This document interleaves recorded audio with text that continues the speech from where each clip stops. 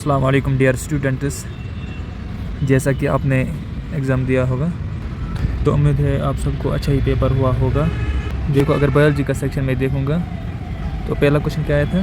देखो पहला क्वेश्चन, इसमें बायोटिक और एबायोटिक बोलना था। ऑलरेडी मैंने डिस्कस किया था बायोटिक में कौन आता है और एबायोटिक में कौन आता है। बायोटिक में मैंने ऑलरेडी बोला था लिविंग ऑर्गेनिजम्स आते हैं और एबायोटिक में जो लिविंग नहीं होते हैं वो नहीं आते हैं। तो एबायोटिक में सनलाइट ये लिविंग नहीं है, तो इसका आंसर क्या था, सनलाइट।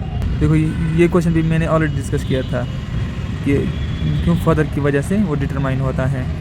और यहाँ पे भी क्यों ये जो क्वेश्चन है ना Z W, ये किसकी वजह, इसमें क्या आएगा, फीमेल, क्योंकि यहाँ पे W है, मेल तो नहीं आएगी क्योंकि इसमें दोनों सेम हैं। देखो इसके बारे में भी ऑलरेडी मैंने बोला था, अल्ट्रावायलेट रेडिएशन। और ये जो रिफ्लेक्स एक्शन है ना, वॉलंटरी, इनवॉलंटरी, रिफ्लेक्स एक्शन, ये तीनों मैंने पढ़ाए थे। क्या पढ़ाए थे? तीनों मैंने पढ़ाए थे।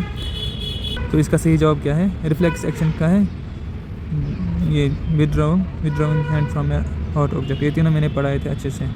देखो इसमें डबल सर्कुलेशन किस में होती है, ये भी मैंने आपको सब एग्जांपल्स दिखाए थे। इसमें क्या, इसमें आएगा ह्यूमन। फ्रॉग में 3 चैम्बर होता है, फ्रॉग में डबल सर्कुलेशन नहीं होता है, और ह्यूमन में, ये भी मैंने ऑलरेडी बोला था आपको।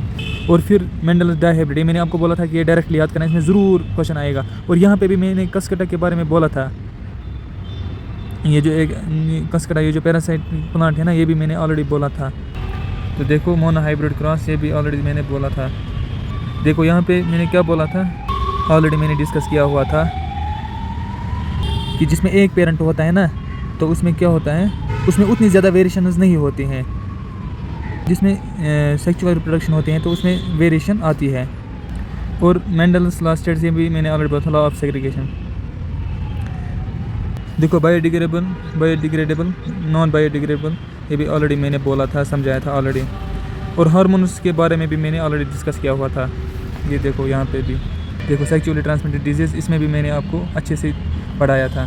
देखो वही क्वेश्चन आया यार जो मैंने ऑलरेडी डिस्कस किए हुए थे ना, वही आया यार। देखो बाइनरी फिजन, मल्टीपल फिजन, मैं थक गया यार बोल के यार, मैं थक गया था फिर बोल के।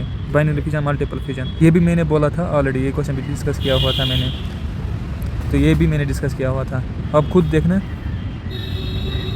ये भी फ्रेगमेंटेशन, इसकी भी एग्जांपल मैंने दी हुई थी। देखो वही सेम डिटो यार, वही क्वेश्चन आए जो मैंने डिस्कस किए हुए थे ना, मतलब वही सेम क्वेश्चन आए।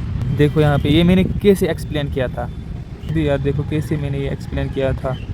और ये भी जो 113 वाला क्वेश्चन है ना, देखो ये भी कैसे मैंने बोला था आपको। और ये भी बोला था मैंने डायरेक्टली, क्योंकि इसमें उतनी ज़्यादा हमें नहीं जाना था, डायरेक्टली ये भी मैंने आपको बोला था। देखो सब वही क्वेश्चन है यार जो मैंने आपसे शेयर किए थे ना, सब वही क्वेश्चन है। केमिस्ट्री से भी कुछ क्वेश्चन आए हुए थे और फिजिक्स से भी कुछ क्वेश्चन आए हुए थे। इसमें भी हाइपरमेट्रोपिया, मायोपिया, देखो SI unit, electric current, ampere.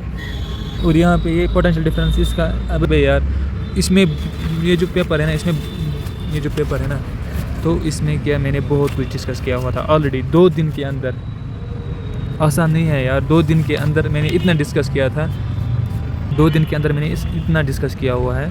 देखो एट द एंड अब आपके पास है कि आपने कैसा पेपर किया होगा। तो मेरे को उम्मीद है, अब प्लीज़ कमेंट सेक्शन में बताना यार, आप ही के बारे में सोच रहा हूँ। तो शेयर करना यार कमेंट में कैसा हो गया आपका पेपर, प्लीज़। ओके, अल्लाह हाफिज़।